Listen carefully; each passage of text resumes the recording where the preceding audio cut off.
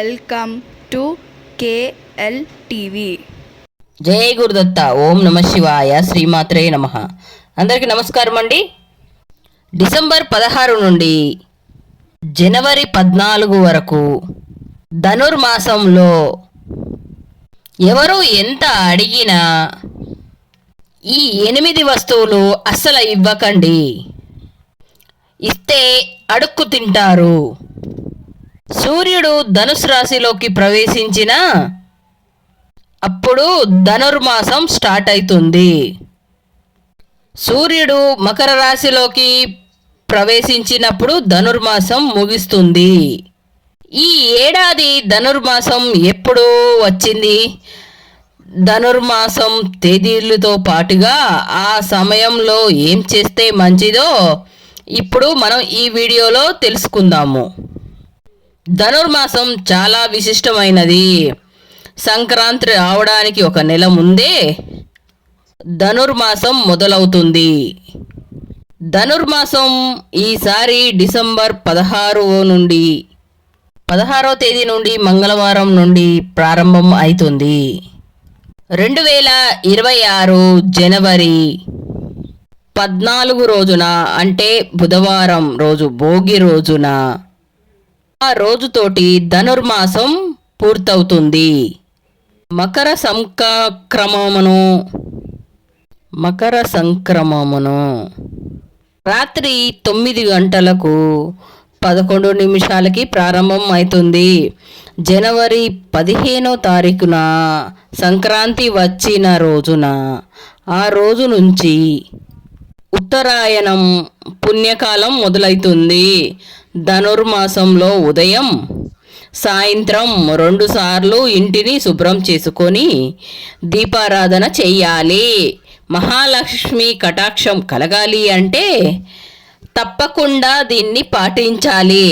అలాగే ధనుర్మాసంలో విష్ణుమూర్తిని ఆరాధిస్తే సకల శుభాలు జరుగుతాయి. విష్ణు పూజకి ఈ నెల ఎంతో విశిష్టమైనది. తిరుమలలో ధనుర్మాసం నెల రోజులు సుప్రభాతానికి బదులుగా తిరుప్పాయి గానం చేస్తారు. విష్ణుమూర్తి ఆలయాలలో అర్చనలు చేసి నివేదనలు సమర్పిస్తారు. వాటిని పిల్లలకి పంచిపెడుతూ ఉంటారు. వీటినే బాలభోగం అని అంటారు. ధనుర్మాసంలో స్నానం, దానం, వ్రతం, హోమాలకి ఎంతో ప్రత్యేకత ఉంది. వీటిని ఆచరించిన వాళ్ళకి ఎంతో శుభం కలుగుతుంది. ఈ నెల రోజులు దరిద్రాన్ని తొలగించుకోవాలి అంటే ధనుర్మాసంలో ఉదయం సాయంత్రం దీపారాధన చేయాలి. అలా చేయడం వల్ల లక్ష్మీదేవికి అనుగ్రహం కలిగి సకల దరిద్రాలన్నీ తొలగిపోయి తప్పకుండా గురువారం, శుక్రవారం శ్రీ మహావిష్ణువుని, లక్ష్మీదేవిని ఆరాధిస్తే చాలా మంచిది. ధనుర్మాసం నెల రోజులు ప్రతి ఒక్కరూ ఇంటి ముంగట తెల్లవారుజామునే ముగ్గులు వేస్తారు. గొబ్బెమ్మలు, గుమ్మడి పువ్వులతోటి అలంకరిస్తారు. గోదా కళ్యాణం అనేది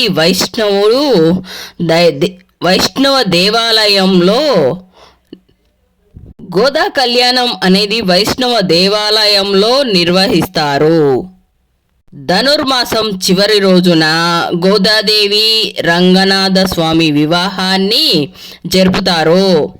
విష్ణు ఆజ్ఞ మేరకు లక్ష్మీదేవి భూలోకంలో గోదాదేవిగా అవతరించారని చెబుతారు. ధనుర్మాస వ్రతాన్ని ఆచరించినట్లయితే గోదాదేవి, కృష్ణుడు లేదా రంగనాథ స్వామిని పూజించాలి.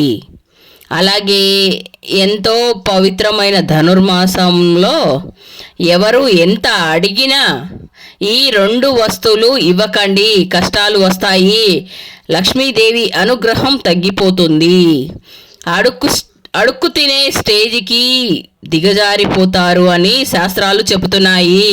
మన హిందూ ధర్మంలోనే అత్యంత పవిత్రమైన మాసము. భక్తికి ముక్తికి మార్గం చూపించే మాసం ఏదైనా ఉంది అంటే అది ధనుర్మాసం మాత్రమే. ఈ మాసము సాక్షాత్తం శ్రీ మహావిష్ణుమూర్తికి అత్యంతమైన ప్రీతికరమైనది. గోదాదేవి ఆ నాదుణ్ణి పెళ్ళాడడం కోసం భక్తి శ్రద్ధలతోటి నోచిన పవిత్రమైన కాలము ఇది. ఈ నెల రోజులు అందుకే చాలా నిష్టగా ఉంటాము. ఉదయాన్నే లేచి చలిని కూడా లెక్క చేయకుండా చన్నీటి స్నానం ఆచరించి ఇంటి ముంగట రంగురంగులు ముగ్గులు వేసి ఆ ముగ్గుల మధ్యలో గొబ్బెమ్మను పెట్టి ఆండాల్ తల్లిని శ్రీకృష్ణుని పూజిస్తూ ఉంటాము. ఇంత భక్తిగా ఇంత శ్రద్ధగా పూజించే మనకు తెలియకుండానే చేసే కొన్ని చిన్న చిన్న పొరపాటు వల్ల ఆ పుణ్య ఫలం అనేది మొత్తాన్ని పోగొట్టుకుంటున్నాము. మనం చేసే పూజలు ఎంత ప్రీతిని కలిగిస్తాయో, మనం పాటించాల్సిన కొన్ని నియమాలు లక్ష్మీదేవి మన ఇంట్లో స్థిరంగా ఉండడానికి అంతే దోహదపడుతూ ఉంటాయి. అయితే చాలామంది ఆడవాళ్ళు మంచితనంతో పేరుతోనే మొహమాటం కొద్దో లేదా పక్కింటి వాళ్ళు అడిగారనో ఇవ్వకపోతే బాగోదో అని సంకోచంతో కొన్ని వస్తువులని ఇతరులకు చేతి బదులుగానో అరువుగానో దానంగానో ఇస్తూ ఉంటారు.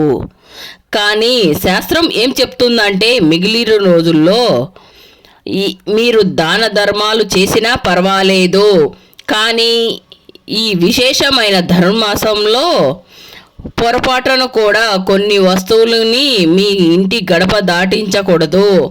అలా చేస్తే మీ ఇంటి లక్ష్మీదేవిని మీ చేతులారా మీరే వాళ్ళ ఇంటికి పంపించినట్టు అవుతుంది.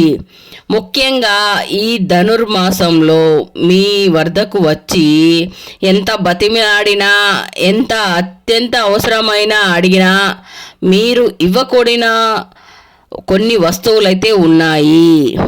వీటిని కనుక ఇతరులకు ఇస్తే మీ ఇంట్లో ఆర్థిక సమస్యలు మొదలవుతాయి, ఐశ్వర్యం హరించుకుపోతాయి, అప్పులు చేయాల్సి వస్తుంది, దుస్థితి కలుగుతుంది. చివరికి ఒకరి దగ్గర చేయి చాచి అర్థించాల్సి వస్తుంది. ఆ స్థాయికి దిగజారుతారు. పెద్దలు పండితులు సూచిస్తూ ఉన్నారు. మరి ఆ వస్తువులేంటి, ఎందుకు ఇవ్వకూడదు అనే విషయాలను మనం ఇప్పుడు వివరంగా ఈ వీడియోలో తెలుసుకుందాం. అలాగే ధనుర్మాసంలో ఏ ప్రసాదం మర్చిపోకుండా పెట్టాలి అనే విషయాన్ని కూడా తెలుసుకుందాం. ఈ వీడియో గనక మీ కంటపడింది అంటే లక్ష్మీదేవి అనుగ్రహం మీ మీద ఉంది కాబట్టే ఈ వీడియో మీ కంటపడింది అని భావించి వీడియోని ఎక్కడా స్కిప్ చేయకుండా చివరి వరకు చూడండి. అప్పుడే మీకు పూర్తి వివరాలని తెలుస్తాయి. ఇంకా ఆలస్యం చేయకుండా వీడియోలోకి వెళ్ళిపోదాము. మన పెద్దలు ఎన్నో ఆచారాలను సాంప్రదాయాలను మనకి అందించారు. వాటి వెనక ఎంతో శక్తివంతమైన శాస్త్రీయత, ఎంతో ఆధ్యాత్మిక రహస్యాలు దాగి ఉన్నాయి. ధనుర్మాసంలో దాన ధర్మాలకు విశేషమైన ప్రాధాన్యత ఉంది. ఈ మాసంలో అన్నదానం, వస్త్రదానం వంటివి చేయడం అష్టైశ్వర్యాలు కలుగుతాయి అని శాస్త్రాలు చెబుతున్నాయి. అయితే దానం చేయడానికి కూడా కొన్ని నియమాలు ఉన్నాయి. ఏది పడితే అది, ఎప్పుడు పడితే అది అప్పుడు దానం చేయకూడదు. కొన్ని వస్తువులు మన ఇంటి ఐశ్వర్యానికి, మన సౌభాగ్యానికి ప్రతీకత ఉంటాయి. అటువంటి వస్తువులని మన చేతురారా ఇతరులకు ఇస్తే మన ఇంటికి రావాల్సిన లక్ష్మీదేవిని మనమే వద్దని చెప్పినట్టు అవుతుంది. ఈ నియమం అనేది అన్ని రోజులలో పాటించవలసినదే అయినప్పటికీ ధనుర్మాసంలో దీని ప్రభావము 100 రెట్లుగా ఉంటుంది. ఎందుకు అంటే ఈ మాసంలో దేవతల అందరూ భూమి మీద సంచరిస్తూ ఉంటారు. ఈ పవిత్ర మాసంలో మనం తెలిసి కానీ తెలియక కానీ కొన్ని చిన్న చిన్న పొరపాట్ల వల్ల, తప్పుల వల్ల, కొన్ని అనాచిత పనుల వల్ల మనం చేసిన పుణ్యం అంతా నశించిపోవడం జరుగుతుంది. అలాగే తీవ్రమైన కష్ట నష్టాలు, దారిద్ర్యాన్ని మన చేతులారా కొని తెచ్చుకోవడం అవుతుంది. మన ఇంటి ఐశ్వర్యాన్ని, మన సౌభాగ్యాన్ని, మన ఆనందాన్ని మన చేతులారా మనమే నాశనం చేసుకునడం అవుతుంది. ఇంటికి దీపం ఇల్లాలు అని అంటారు. ఒక ఇంటిని ఉన్నతంగా తీర్చిదిద్దాలి అన్నా, అదే ఇంటిని పాతాళానికి తొక్కేయాలన్నా ఆ ఇంటి ఆడవారి చేతుల్లోనే ఉంటుంది. అందుకే ఆమెని గృహలక్ష్మి అని అన్నారు. ఆ ఇంటిని చక్కదిద్దే బాధ్యత, ఆ ఇంటిని సిరి సంపదలు కాపాడే బాధ్యతను, ఆ ఇంటి గౌరవ మర్యాదలను ఎక్కువగా ఆడవారిపైనే ఉంటుంది. ఈ అత్యంతమైన పవిత్రమైన ఈ ధనుర్మాసంలో అత్యంత జాగ్రత్తగా వ్యవహరించాలి. శాస్త్రము కొన్ని వస్తువులని ఐశ్వర్యానికి, సౌభాగ్యానికి ప్రతీకలుగా చెప్పింది. అటువంటి వస్తువులని ఈ మాసంలో ఇతరులకు అప్పుగా కానీ, దానంగా కానీ, కనీసం చేతి బదులుగా కూడా ఇవ్వకూడదు. ఒకవేళ పొరపాటుగా ఈ నియమాన్ని అతిక్రమిస్తే సాక్షాత్తు శ్రీ మహావిష్ణువు మహాలక్ష్మి, సాక్షాత్తు ఆ మహాలక్ష్మి ఆ ఇంటి మీద అలిగి శాశ్వతంగా ఆ ఇంటి గృహాన్ని విడిచిపెట్టి వెళ్ళిపోతుంది. ఆ ఇల్లు ధనధాన్యాలను కోల్పోయి కళావిహితమయ్యి దరిద్రంతో నిండిపోతుంది. చివరికి ఆ కుటుంబ సభ్యులు అడుక్కు తినే దీనస్థితికి చేరుకుంటారు. ఇది అతిశయోక్తి కాదు, అక్షర సత్యము. అందుకే ఈ పవిత్రమైన ధనుర్మాసంలో ఏ వస్తువులని ఇతరులకు ఇవ్వకూడదో, వాటిని ఇస్తే ఎటువంటి దారుణమైన పరిస్థితులు మనకు వస్తాయో ముఖ్యంగా ఆడవారు తప్పనిసరిగా తెలుసుకోవాలి. ధనుర్మాసంలో ఎవరికి ఇవ్వకూడని మొదటి వస్తువు ఉప్పు. అవును, ఉప్పు సాక్షాత్తం లక్ష్మీ స్వరూపమే అని తెలుసు. సముద్ర మదనంలో లక్ష్మీదేవితో పాటు ఉప్పు కూడా పుట్టింది. అందుకే ఉప్పుని కూడా శ్రీ మహాలక్ష్మిగా భావిస్తూ ఉంటాము. సాధారణ రోజుల్లోనే ఉప్పుని ఎవరికి చేతికి ఇవ్వకూడదు అని చెబుతూ ఉంటారు. అటువంటిది విష్ణుకి, లక్ష్మీదేవికి అత్యంత ప్రీతికరమైన ఈ ధనుర్మాసంలో ఇంటిలో ఉన్న ఉప్పును పక్కింటి వాళ్ళకో, ఎదురింటి వాళ్ళకో అరువగా కానీ, లేదా వాళ్ళ ఇంట్లో అయిపోయిందని సహాయంగా పేరుతో కానీ అసలు ఇవ్వకూడదు. ఈ మాసంలో సాయంత్రం వేళల్లో అసలే ఇవ్వకూడదు.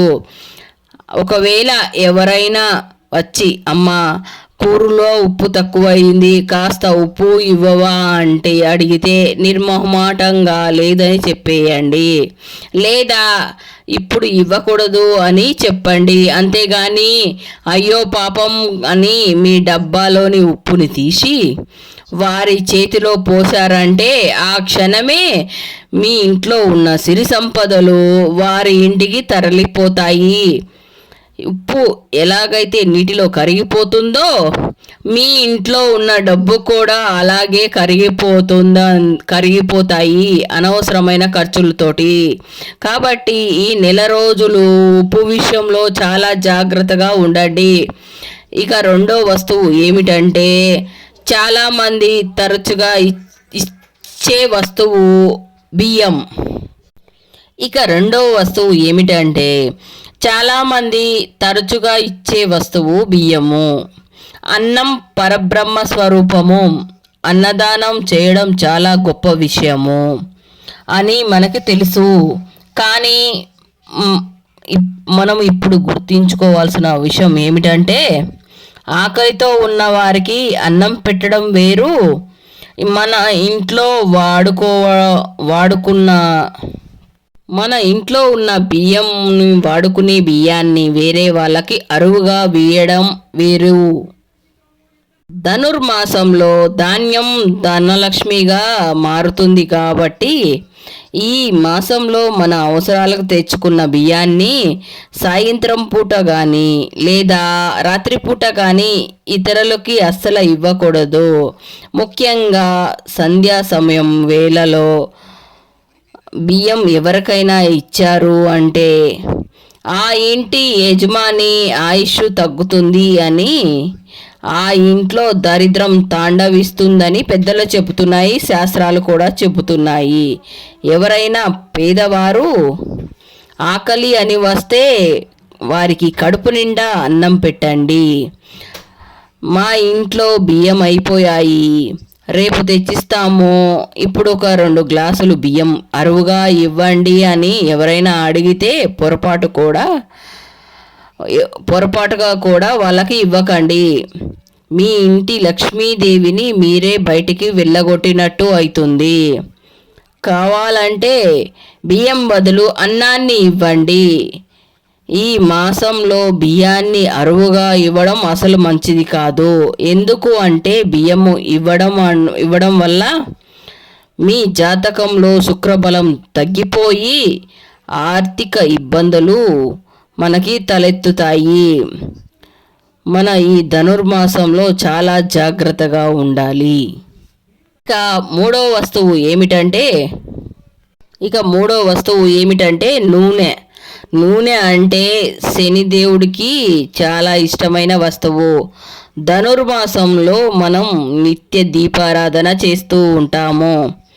దీపం లక్ష్మీదేవి స్వరూపం అయితే అందులో పోసే నూనె మన కష్టాలని పోడగొట్టే సాధన. ఈ సమయంలో మీ ఇంట్లో ఉన్న నూనెని ఎవరికైనా అరువుగా ఇస్తే వాళ్ళ కష్టాలను, వాళ్ళ శని ప్రభావాన్ని మీరు కొని తెచ్చుకున్నట్టే అవుతుంది. లేదా మీ ఇంట్లో ఉన్న సౌభాగ్యాన్ని వాళ్ళకు దారపోసినట్టే అవుతుంది.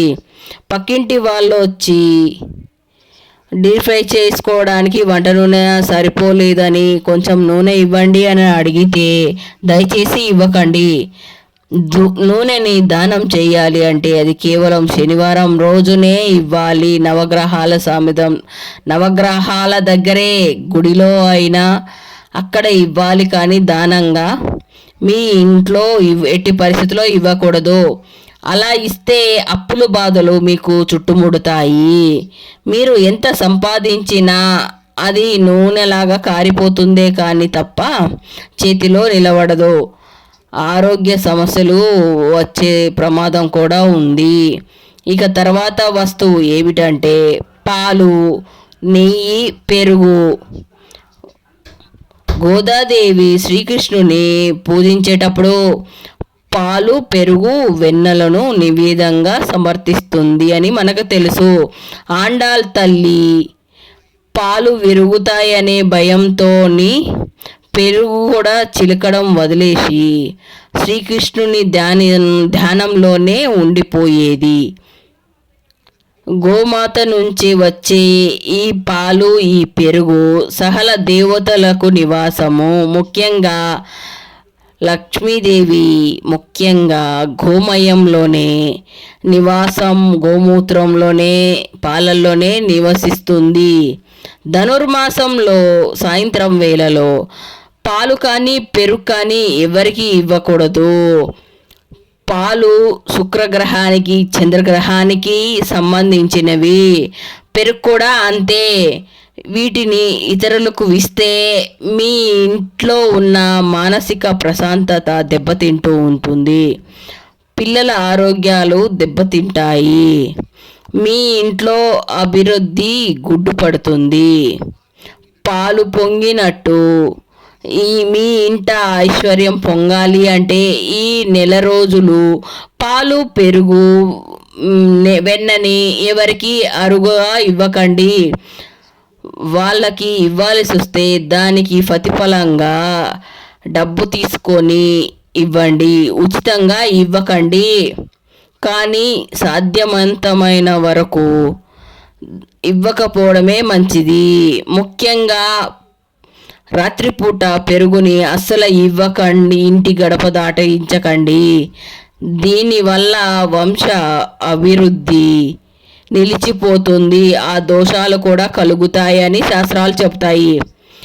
అలాగే ఇంకొక ప్రమాదకరమైన వస్తువు ఏమిటంటే మిరియాలు.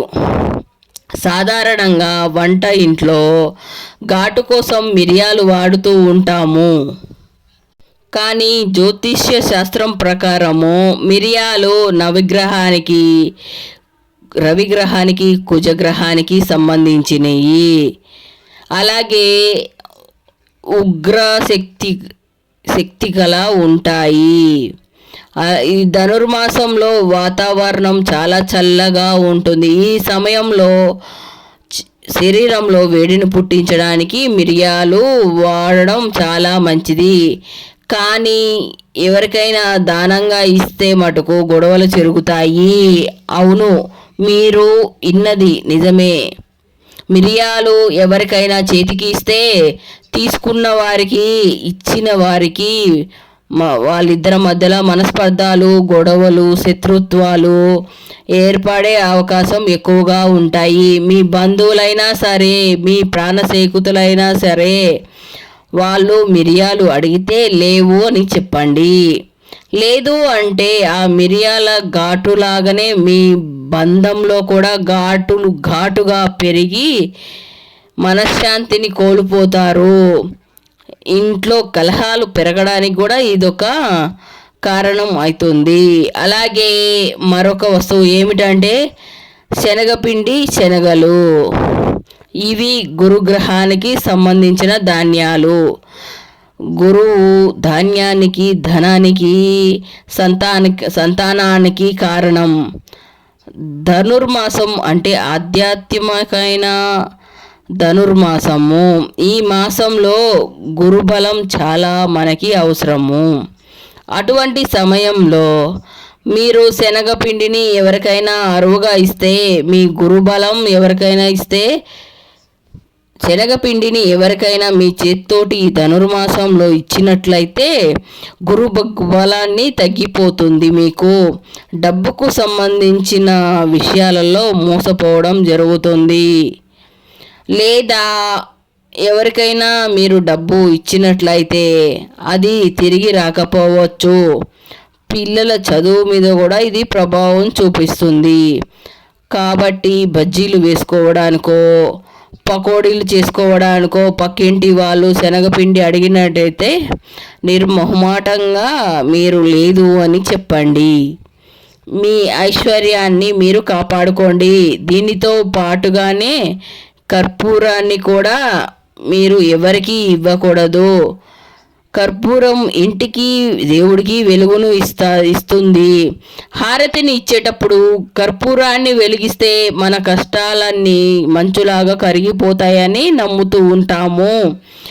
కర్పూరం సాక్షాత్తం ఆ శుక్రుడి ప్రత్యేకత. మనం నిత్యం వెలిగించే కర్పూర హారతి మన వంశానికి తేజస్సిస్తుంది.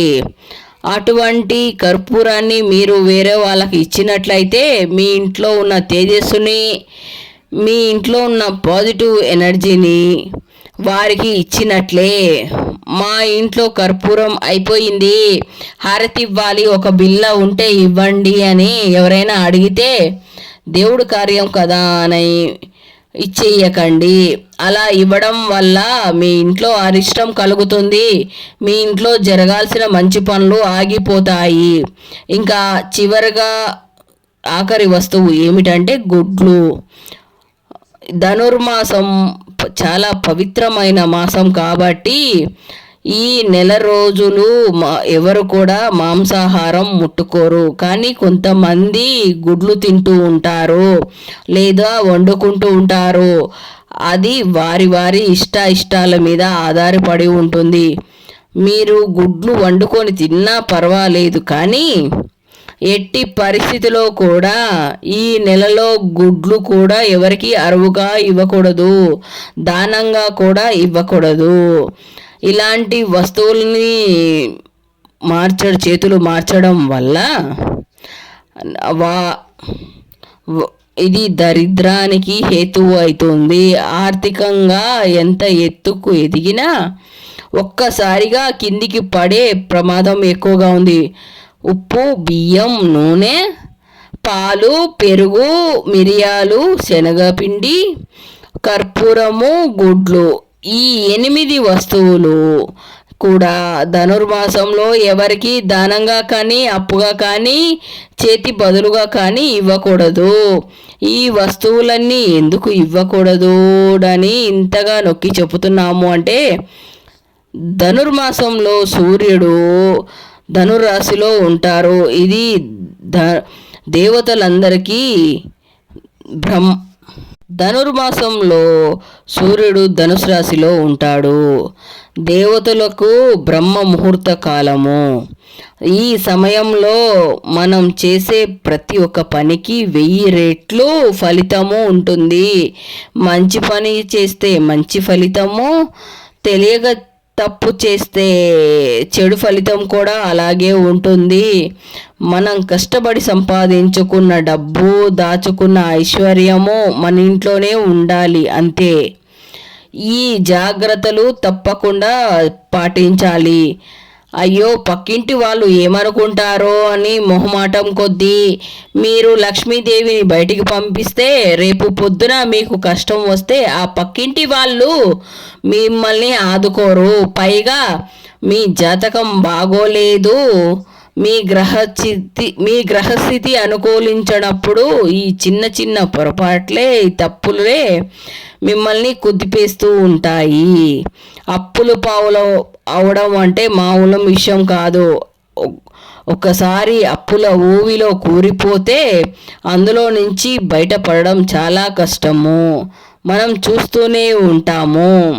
ఎంతో వైభవంగా బతికే కుటుంబాలు అకస్మాత్తుగా రోడ్డు మీద పడిపోతూ ఉంటారు. దానికి కారణం వారి జాతక దోషమే కావచ్చు. కానీ ఇలాంటి చిన్న అజాగ్రత్తలు కూడా దానికి ఆద్యం పోస్తాయి. లక్ష్మీ కటాక్షము మనకి కలగాలి అని గుళ్ళు గోపురాలు తిరుగుతూ ఉంటాము. కానీ ఇంటికి వచ్చిన లక్ష్మీదేవిని మనం నిలుపుకోవాలి అంటే ఎంత చేసినా కూడా మన పెద్దలు ఇంటి గుట్టు లంకకు చేటు అని అన్నారు. మన పెద్దలు ఎన్నో సామెతలు, ఎన్నో జాగ్రత్తలు అన్నీ చెప్పారు. అలాగే మన ఇంట్లో వస్తువులు మన ఇంట్లోనే ఉండాలి. అలాగే మన ఇంట్లో ఉన్న వంటగది లక్ష్మీదేవికి నివాసమైన నిలయము. అలాగే ఇంట్లో ఉన్న ఉప్పు, పప్పు, నూనె, బియ్యం అటువంటి అవన్నీ లక్ష్మీదేవికి సంకేతాలు. ఇవి ఎప్పుడు కూడా ఇంట్లో నిండుగా ఉండాలి, తప్ప మన ఇంట్లోనే నిండుగా ఉండాలి.